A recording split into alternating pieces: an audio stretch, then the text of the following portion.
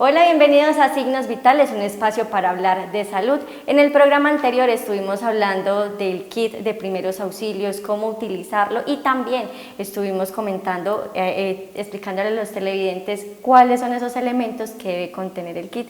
Hoy precisamente vamos a hablar de procedimientos. Nos acompaña nuestro invitado Hernán Darío Flores Yepes.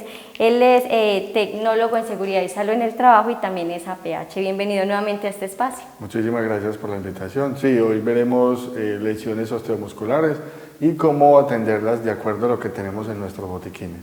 Bueno, ¿cómo podemos entender qué son las lesiones osteomusculares? Bueno, cuando hablamos de lesiones osteomusculares, estamos hablando de lesiones de los huesos y también de los músculos y todo el paquete que incluye los cartílagos, daños de los huesos, de los músculos, debido a energías bruscas o lesiones producto de la parte deportiva, por ejemplo, en el campo laboral.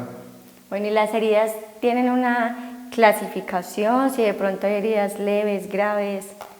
Bueno, más fácil hablamos de heridas por lesiones a nivel tisular, ¿cierto? O heridas a nivel de venas o arterias, entonces hablamos de heridas venosas, heridas arteriales y bueno, y heridas capilares, que en un momento pues haremos la demostración de cuáles son cada una de ellas. Bueno, aquí tenemos entonces en nuestra mesa una cantidad de elementos que hacen parte del kit de primeros auxilios y vamos a entender entonces cómo utilizar estos elementos específicamente en una lesión. Entonces, por ejemplo, en heridas, ¿qué ejemplo nos podría dar de una herida y cómo podríamos entonces hacer su tratamiento? Bueno, en el programa anterior estuvimos hablando sobre el frío local, que para nosotros es muy importante si tenemos a la mano el frío local como el hielito en una toalla o en una gasa a través de una venda. Pero lo más importante que vamos a tener en el botiquín es la venda. Estamos hablando de las vendas elásticas, vendas de tela o vendas de gasa, y vamos a tener también las gasitas estériles, ¿cierto? Entonces, a través de estos dos insumos podemos iniciar al menos la atención de una contención de hemorragias y dependiendo también de la gravedad de la lesión, si es muy profunda, si es muy extensa, entonces también vamos a conocer cómo las vamos a tratar. ¿Qué otras situaciones podríamos tratar con los implementos del kit? Bueno, inicialmente pues clasificaríamos las lesiones osteomusculares como las fracturas. Entonces, hablando solo de fracturas, podemos clasificarlas en dos, lo que son fracturas abiertas y fracturas cerradas. Cuando hablamos de fracturas abiertas es que vemos una herida, puede ocasionar una hemorragia y que en ocasiones pues el hueso es expuesto hacia el exterior, entonces ya ahí estamos clasificando o evidenciando una fractura abierta. Estas fracturas son las más delicadas, me parece que son de bastante cuidado porque están expuestas al medio ambiente, entonces pues ya estamos hablando también de una posible infección de la herida. Las mismas fracturas pueden clasificarse en fracturas cerradas y es cuando no vemos hemorragia, no hay una herida, no hay una exposición del sistema óseo, entonces pues se manejan igual en cuanto a inmovilización, ¿cierto?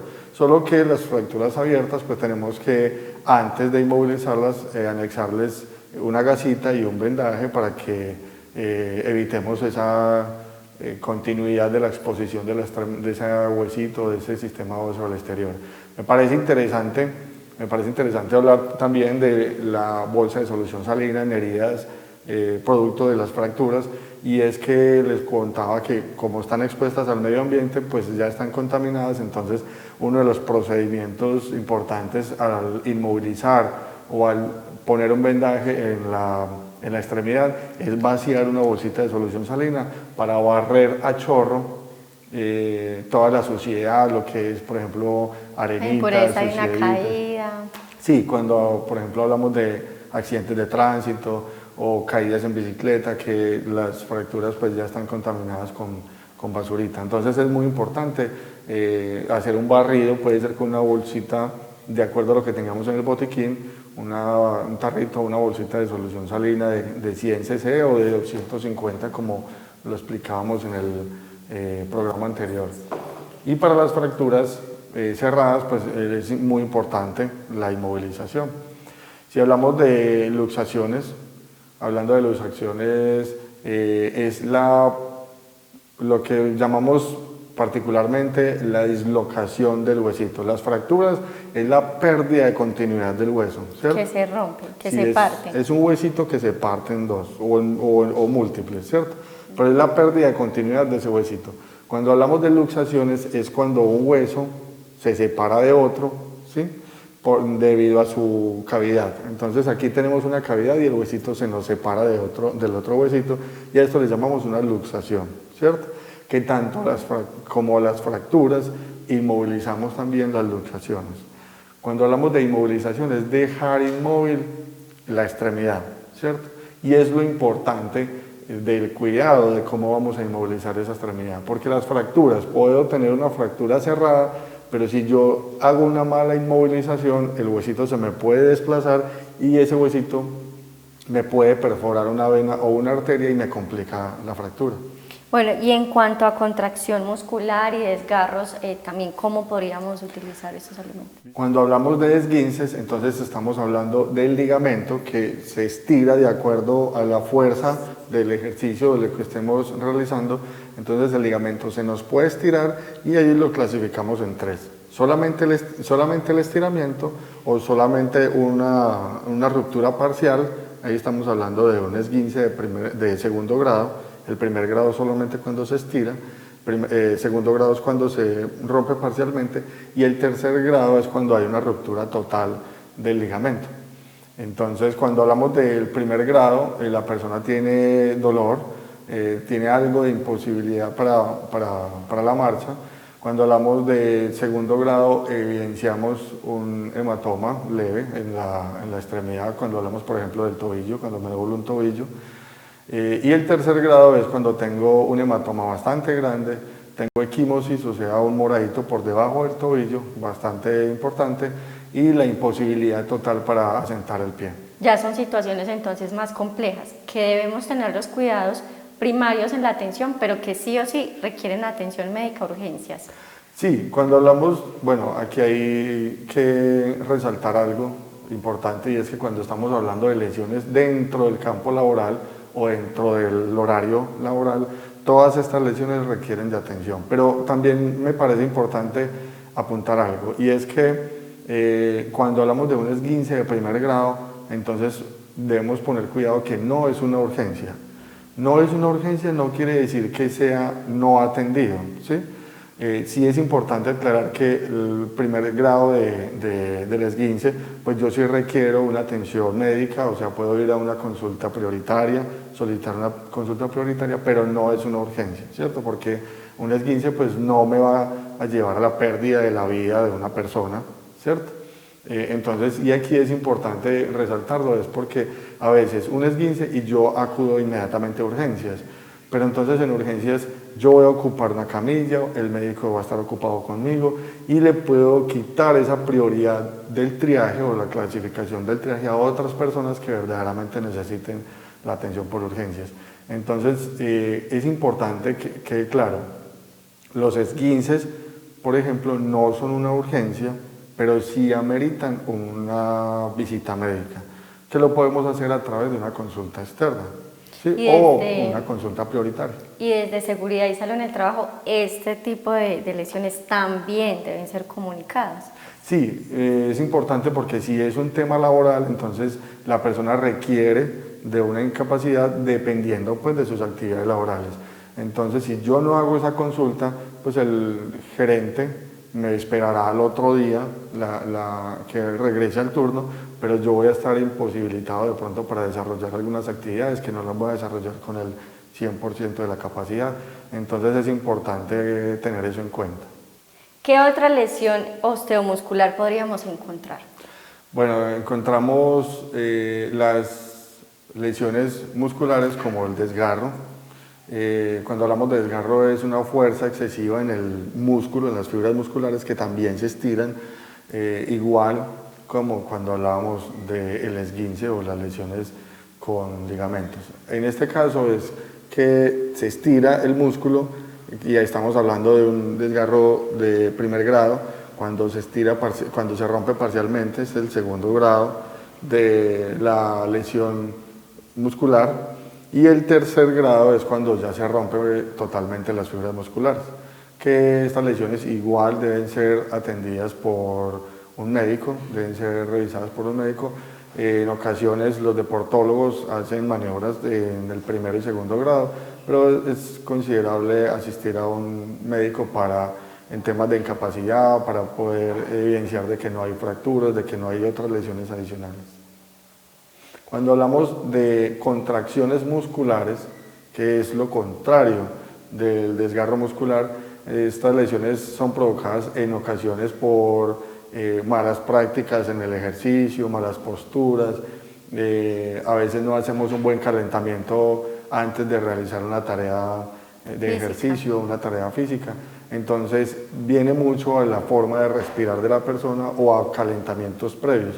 Lo que pasa es que el músculo se contrae y forma un nudo, ¿cierto? Lo que también llamamos los calambres, que el calambre pues entonces ya vendría otra condición que podría ser temas respiratorios, una forma muy errónea de respirar al hacer un ejercicio repetitivo. Televidentes, si queremos compartir con ustedes también un ejemplo de heridas, y para eso también nos acompaña Juliana Acevedo Arenas, quien va a ser nuestro modelo el día de hoy para mostrar qué tipo de heridas y cómo podemos encontrar las fracturas también en nuestro cuerpo. Bueno, entonces Hernán, cuéntenos qué tipo de herida es esta. Bueno, en este caso tenemos una fractura de tipo abierta, donde podemos evidenciar el sistema óseo, tenemos una herida, tenemos hemorragia. Entonces les contaba que esta herida o esta fractura es de las más complejas porque están expuestas al medio ambiente. ¿Cuál sería entonces el procedimiento de acuerdo a esta clasificación de esta herida, de esta fractura abierta? Entonces podemos tener en el botiquín la bolsa de solución salina, donde podemos cortar por este lado para poder vaciar en la herida y barrer todas las suciedades grandes que tiene en este momento el paciente. De esta forma podemos ayudar con los primeros auxilios, no es la técnica definitiva, sino que con esta técnica yo puedo vaciar como primera medida para barrer todas esas suciedades y ayudar desde el primer momento a lavar estas heridas. Recordemos que no es el lavado definitivo, es simplemente el primer auxilio. Entonces, como es una fractura abierta y está sangrando, entonces yo lo que voy a realizar inicialmente, desde el botiquín yo tengo una gasita, que recordemos que son estériles, y yo lo que voy a utilizar, las voy a utilizar es encima de la herida para evitar el contacto con el medio ambiente. Recordemos que este procedimiento se debe realizar entre dos personas, ¿sí? Para que una persona esté protegiendo la extremidad y otra persona que esté instalando todo este sistema de las gasas, la venda y también el inmovilizador. Entonces, la primera persona se va a encargar de sostener cuidadosamente la extremidad, así como lo estamos mostrando en la imagen, con la mano por debajo de la fractura para que no se me vaya a cabalgar. ¿Cómo así que no se me vaya a cabalgar? Que como están los dos huesitos, ¿sí? El huesito que está perforado, que está roto, entonces si yo hago un mal procedimiento o un mal movimiento, se me puede desplazar o se me puede cabalgar la fractura, y es donde yo les decía que esos huesitos me pueden perforar una vena o una arteria. Listo, entonces la primera persona está sosteniendo el bracito, la segunda persona, de acuerdo a las gasas que tenemos en el botiquín, vamos a realizar un vendaje. Este vendaje no es compresivo, este vendaje simplemente es para sostener las gasas que me están cubriendo la herida. Vamos a traer el inmovilizador, recordemos que esto es toda una práctica. Les voy a contar sobre estos inmovilizadores que son muy interesantes, son improvisados, como pueden observar es un pedacito de cartón donde antes de yo acceder al paciente, pues entonces voy a dibujar la extremidad en el cartón para poder hacer el corte. Es muy sencillo, un cartoncito de madera, aunque ya comercialmente vienen unos muy chéveres porque traen el velcro. Hago un quiebre en el interior del cartón, hago un corte para simular el codo, ¿cierto? Y aquí abajo también hago un corte simulando o un piecito, un tobillo, un brazo, ¿cierto? O un brazo, como en este caso podemos inmovilizar al paciente de esta manera, ¿cierto? Entonces este es el procedimiento, venimos acá, la primera persona sostiene el bracito de la persona con mucho cuidado y luego ingresamos el cartón o el inmovilizador. el inmovilizador debe estar sujeto con la misma venda. En este caso podríamos hacerlo. En temas de economía pues podemos hacerlo y si no lo podemos hacer con otra venda o si tenemos un micropor o un esparadrapo podemos cerrar acá con el esparadrapo sin tocar la extremidad. Entonces acá nos tenemos en el plano de la cámara, podemos colocar un esparadrapo acá para apretar, otro acá y otro acá. En este caso, como me sobró venda, entonces si quieres, señora, por acá, yo puedo hacer este amarre, ¿sí? Vengo por debajo y puedo asegurar con la misma venda el cartoncito, ¿cierto? La idea es que la venda no me quede por encima de la fractura, porque si me queda por encima de la fractura, pues esto va a ser muy doloroso y es muy doloroso para el paciente. Entonces yo vengo por encima y hago este tipo de amarre, garantizando de que la férula o el cartoncito me quede bien ajustado. No es apretado, porque la idea no es apretar al paciente, sino dejar inmóvil ese huesito que está afectado. Vengo acá, cierro y aquí atrás yo puedo realizar un nudito cualquiera. La idea es que no se me vaya a aflojar esa férula.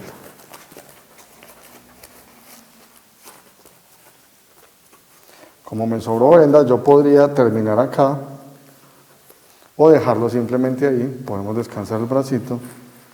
Yo podría dejar la venda acá con la idea de que yo pueda seguir revisando la extremidad, puedo seguir tomando el pulso en la extremidad, acá.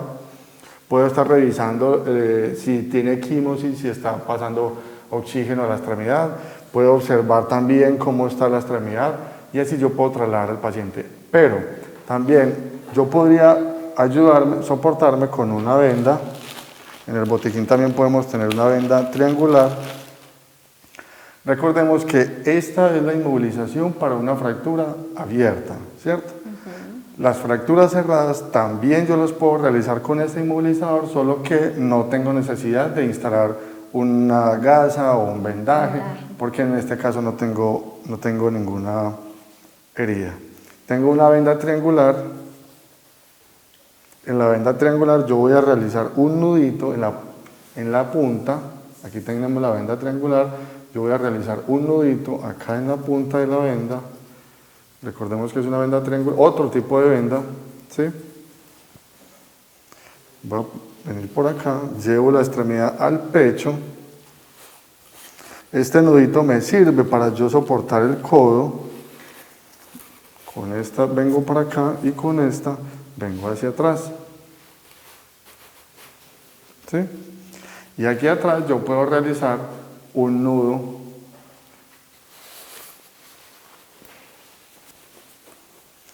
para que el paciente se pueda ir, listo, y puede descansar. Puedo llevar el paciente de esta manera hacia el hospital. Como es una fractura solamente de un bracito, pues yo lo podría transportar en un vehículo particular porque él en este momento puede caminar, ¿cierto? Si el paciente no puede caminar, si el paciente no tuvo una lesión adicional, una fractura en un pie o la energía por la cual ocurrió el accidente es mayor, pues entonces sí es importante trasladarlo en una ambulancia, ¿sí? En las bolsas de solución salina como estas, nosotros podemos instalar, podemos colocar un dedito, por ejemplo, porque es un agua muy estéril.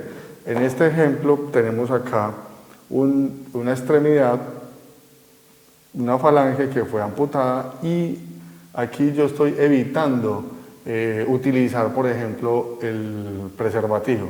En este caso podemos observar un dedito que lo incluimos en una bolsa de solución salina. Cortamos por acá, metemos el dedito y si tengo acceso a frío local, pues entonces, o al hielito, como en las neveritas de icopor que hablábamos ahorita, que podemos instalar donde llevamos la cervecita, donde llevamos todo esto, podemos colocar la bolsita de solución salina en ese frío, en ese hielito, y así sí podemos conservar la extremidad. Entonces acá, por ejemplo, estamos colocando un dedito que fue amputado y ahí lo podemos conservar.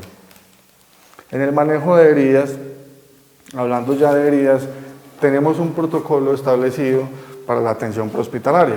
Entonces, lo importante es clasificar estas heridas. ¿Cómo es una herida, por ejemplo, venosa? ¿Sí? O una hemorragia venosa. La hemorragia venosa, como no ha ido al sistema, al corazón, entonces esta hemorragia la podemos evidenciar que es muy oscura, la sangre es muy oscura, es muy espesa, ¿sí? y la hemorragia es derramada, no sale a borbollones, sino que es derramada, porque no lleva presión. Mientras que las heridas arteriales, ¿sí? La hemorragia arterial, entonces como ya pasaron por el proceso de la presión que es emitida por el corazón, sale a borbollones, ¿sí? Sale pulsátil de acuerdo a los latidos del corazón. Entonces, si observamos la sangre de las heridas arteriales, son rojas, brillantes, porque esa sangre está oxigenada, mientras que la sangre de las venas es oscura porque no está oxigenada o es con muy poco oxígeno, y entonces es así, la hemorragia es destilada. ¿Cómo las podemos tratar? Lo primero que yo debo realizar, si tengo el espacio, si tengo el momento para yo utilizar otra vez la bolsa de solución salina, pues vacío la bolsa de solución salina inicialmente. Hay hemorragias grandes, lo que llamamos hemorragias exsanguinantes, que no me da tiempo de yo utilizar una bolsa de solución salina, sino que inmediatamente yo debo hacer un procedimiento más a profundidad. Sí. Bueno, entonces en estas heridas, estamos hablando de las heridas venosas, las heridas arteriales y las heridas entonces capilares. Las heridas capilares son aquellas que solamente afectan la parte superficial de la extremidad. Como podemos observar acá en el paciente, tenemos una herida del cual vamos a realizar el procedimiento de acuerdo a los protocolos establecidos para el control de hemorragias. Cuando hablamos de hemorragias exsanguinantes, son hemorragias demasiado grandes que solo me permite realizar un procedimiento de entrada, ¿sí? Ya les hablaré entonces de las hemorragias exsanguinantes. En este caso, igual en el botiquín de primeros auxilios tenemos una gasa. Les decía que lo primero, si yo tengo la facilidad de colocar o vaciar una bolsa de solución salina, me parece importante, porque este primer auxilio para esa herida es evitar la contaminación, hacer un barrido exhaustivo inmediatamente de los elementos que puedan estar dentro de la herida. Yo no voy a hacer un lavado, y esto debe quedar claro, yo no voy a realizar un lavado de la herida, solamente voy a hacer un barrido inmediatamente con un chorro de solución salina, para barrer por encima lo que esté sobre la herida. Luego voy a colocar unas gasas estériles, las voy a instalar encima de la herida. Aquí tenemos entonces el paciente con una herida que es una herida avulsiva. Esta es donde la piel se levanta. Sí, bueno, que es una herida y es la separación del tejido, ¿cierto? Que ya dependiendo de la profundidad y dependiendo de la clasificación, como lo hablábamos ahora, puede ocasionar una ruptura de una vena, entonces ahí vienen las hemorragias venosas, o puede ocasionar una ruptura de una arteria, que entonces estaríamos hablando de una hemorragia arterial. Voy a instalar unas gasas después de vaciar la bolsa de solución salina, instalo unas gasas, y aquí la diferencia con las fracturas es que yo a esta hemorragia o a esta herida sí le debo realizar una presión directa, es correcto. Entonces instalo una venda, en lo posible venda de tela. Realmente no me gustan las vendas elásticas para este caso, porque cuando yo instalo una venda elástica, la venda elástica tiende a regresar otra vez a la posición normal, ¿cierto? Y esto me va a generar una presión que está bien que necesite presión, pero no instalar un torniquete en este caso. Y cuando la venda elástica yo la instalo con cierta presión, ella va a regresar a su posición y resulta que me va a afectar los deditos, la extremidad. Como la circulación normal de la mano también. Sí, me va a afectar entonces la parte distal de la herida y no es el caso. Entonces instalo a una presión considerable. La idea es yo hacer presión fuertecita sobre la herida, pero tampoco generando un torniquete. Cuando yo termine, puedo hacer, si estoy en la calle, si tengo un esparadrapo, pues podría asegurarlo con un esparadrapo, o si no, yo podría realizar este procedimiento con la idea de que la venda me quede aquí sujetada. En este caso, yo puedo llevar al paciente al hospital para iniciar pues su valoración. Existe un procedimiento muy pequeño para heridas demasiado pequeñas, donde yo podría realizar de manera casera lo que llamamos unas maripositas. Nosotros en prehospitalaria les llamamos afrontamiento, pero como les digo, son heridas tan pequeñas que no ameritan ir a un hospital. En este caso sí es importante lavar con solución salina. Recordemos que el yodo, lo que fue el yodado de solución y yodado de espuma, fue retirado del botiquín, entonces voy a utilizar una bolsita de solución salina cuando son heridas muy pequeñas. ¿Qué es lo que voy a realizar? Con un micropor hago una mariposita, lo que llamamos las maripositas. Vamos a colocarlo por acá y voy a unir una parte del borde de la herida y voy a unir para generar que los bordes de la herida se unan, ¿cierto? Al unirse en los bordes de la herida, pues estoy observando, estoy verificando constantemente con el niño. Esto pasa mucho, por ejemplo, cuando el niño se me cae de una escala, que son heridas muy pequeñitas, que de pronto no ameritan ir a un hospital. Recordemos que a quién voy a llevar a un hospital, a las personas que tienen una herida que compromete en profundidad. Cuando es solamente la epidermis, pues entonces yo podría instalar una mariposita o un afrontamiento. Es importante también tener en cuenta que cuando se empiece a hacer un lavado de la herida, pues también recomendar los guantes, que todo el tiempo la persona esté desinfectada, que tenga una buena protección, porque no nos ganamos nada con tener gasas desinfectadas, con tener un material adecuado, pero no utilizar. Es correcto. Siempre en todo procedimiento que vayamos a realizar con el botiquín, siempre debemos utilizar los guantes.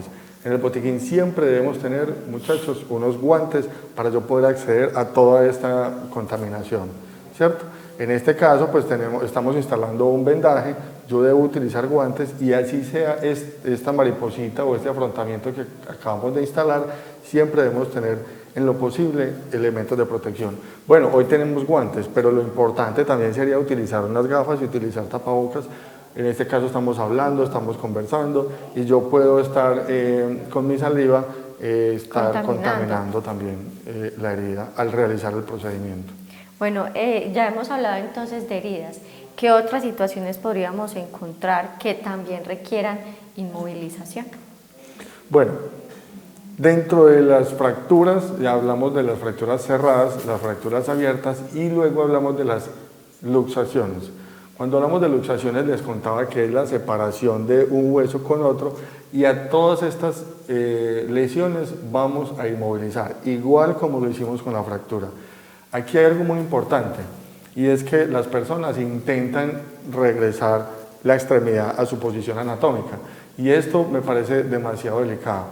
Vamos a hablar, por ejemplo, del hombro. Si a una persona, un jugador o un motociclista sufre una caída y se luxa el hombro, se enmesala el hombro, muchas personas intentan entrar otra vez el hombro, ¿cierto? Recordemos que aquí tenemos una ramificación de nervios, también pasan venas, también pasan arterias y en el momento de yo intentar entrar el hombro, pues me puede quedar un nervio presionado al ingresar o al realizar este procedimiento. Por querer hacer bonito, hacemos feo, ¿cierto? Y entonces ese nervio que me queda presionado, adicional al dolor tan impresionante que va a sentir el paciente, pues me puede llevar a que el bracito se me pierda el bracito, se me seque el bracito como llamamos vulgarmente, y este bracito se lo voy a perder porque queda presionado un nervio, ¿cierto? O si queda presionada una vena o una arteria, pues no va a pasar buena irrigación a la extremidad, entonces voy a también sufrir, a llevar a que el paciente pueda perder el bracito. Aquí lo importante es inmovilizar, dejar el bracito quieto como lo encontramos y hacer este tipo de inmovilización. Yo lo podría también realizar con una venda. En este caso, entonces, vamos a pensar que él tiene la fractura o tiene la luxación y yo puedo realizar un vendaje. Los vendajes no están regulados en ninguna norma, están estipulados en los cursos de primeros auxilios y en las atenciones primarias, ¿cierto? Yo podría inventarme cualquier vendaje en este caso. La idea es evitar de que el paciente tenga movimientos bruscos de la extremidad. Aquí yo podría hacer un nudito cualquiera, algo muy sencillo, y es que de manera rápida, recordemos que la lesión de la clavícula es en este lado, entonces yo voy a soportar la extremidad acá. Si la lesión de la clavícula es en este lado, pues yo no voy a colocar la venda por encima de la lesión. Al lado contrario. Sí, entonces si la lesión es a este lado, yo voy a colocar el vendaje por este lado. ¿Listo? Esto es lo más importante. Yo puedo venir por detrás y soportar el codo de esta manera. Este es el objetivo de hacer el vendaje, de yo dejar inmóvil la extremidad. Yo aquí me puedo inventar un montón de cosas, puedo venir acá, puedo pasarlo por debajo de la axila y dar la vuelta por detrás de la espalda, pero ya tengo el objetivo principal, que es dejar inmóvil esa extremidad. Aquí ya él no baja el antebrazo, pero sí tiene esta movilidad hacia afuera, entonces yo con el vendaje puedo venir acá para que él no me mueva el codo ni el hombro, ¿cierto? Entonces miren que yo me puedo inventar cualquier tipo de vendaje, la idea es que él soporte el antebrazo, ¿sí? Que él no me baje el brazo y que tampoco me saque la extremidad. Entonces aquí podemos observar el hombro está inmóvil y no lo estoy tocando, ¿cierto? Con ningún vendaje. Y dentro de las lesiones óseas y musculares también encontramos los desgarros. ¿Cómo se tratarían estos? Bueno, así rápidamente, lo importante es evitar de que el músculo, que les decía ahorita que se estiró, pues lo importante es evitar de que se siga estirando. Aquí como el ejemplo del paciente que tenemos, si él tiene una lesión o una contractura muscular, o hablando de desgarro muscular, yo podría colocar una cinta de este lado, otra cinta de este lado y ocasionar con la cinta de arriba hacia abajo cerrar el músculo para evitar de que el músculo se me siga estirando, ¿cierto? Recordemos que todos estos pacientes deben de acudir a un centro hospitalario para una mayor valoración. Este es el primer auxilio que yo puedo realizar con los pacientes. Lo que nos puede soportar, por ejemplo, una cinta kinesiológica. Los deportistas utilizan estas cintas para evitar, de cierta manera, estas lesiones musculares. Bueno, ¿cuáles podrían ser esas recomendaciones finales que los televidentes deben de tener en cuenta ahora que estábamos viendo esas atenciones que de pronto también puedan considerar complejas, pero también tener en cuenta que desde casa, a través de comportamientos básicos, podemos evitar que las personas o los pacientes se afecten más? Entonces, ¿qué recomendación les daría a los televidentes? Bueno, así rápidamente les cuento, para nosotros es muy importante el control de hemorragias. Hay una guía del Stop the Bleed que nos habla de ni una gota más derramada en las calles. Entonces, a partir de acá ellos nos habilitan lo que es el torniquete, pero cuando son hemorragias exsanguinantes, demasiado grandes. ¿Cómo es un torniquete? Es muy sencillo, lo tenemos en el botiquín, en la venda elástica. Con la venda elástica hacemos un vendaje en la extremidad y con un objeto que tengamos en la mano, por ejemplo, algo que nos resista, y damos vueltas para que esta hemorragia no nos permita derramar más sangre en las calles. En la misma guía nos habla que de 1 hora y media a 2 horas podemos llevar al paciente al hospital, o sea, tenemos ese lapso de tiempo para llevar al paciente al hospital. Pero la idea es ni una gota más de sangre derramada en las calles, porque esto nos conlleva a que el paciente pues se nos desangre y tengamos un paciente muy complicado de acuerdo al shock hemorrágico. Bueno, y además es que media hora o 35 minutos también es un espacio corto para que ustedes entiendan cómo se debe atender adecuadamente a un paciente, pero esta también es como la invitación de nosotros formarnos en primeros auxilios, nosotros ser esos primeros respondientes dentro del hogar, dentro del trabajo también, como usted lo decía ahora, que seguridad y salud en el trabajo están muy enfocados en la capacitación. Entonces desde el trabajo, desde el hogar, capacitémonos, que es importante también nosotros desde el hogar atender a los niños, a los adultos mayores. Sí, la verdad, como usted lo dice, media hora para tanto es muy corto, pero la invitación entonces es nada de hemorragias en la calle, hay que hacer un buen control de hemorragias con la presión directa, un buen vendaje, una buena inmovilización para evitar que las fracturas nos compliquen más la extremidad y nada, pues hacerles la invitación para que sigamos en este tema de los primeros auxilios, Bastante. que la verdad es que salvan vidas. Bueno, y muchas gracias entonces a nuestros invitados por acompañarnos en este espacio, por contarnos la importancia del botiquín, cómo usarlo y también esa importancia de nosotros formarnos y entender más sobre cómo usar adecuadamente nuestro botiquín. No nos ganamos nada con tener un botiquín en casa sin saber realmente cuál es su uso. Muchas gracias entonces a ustedes también por sintonizarnos en este espacio y los esperamos en un próximo Signos Vitales.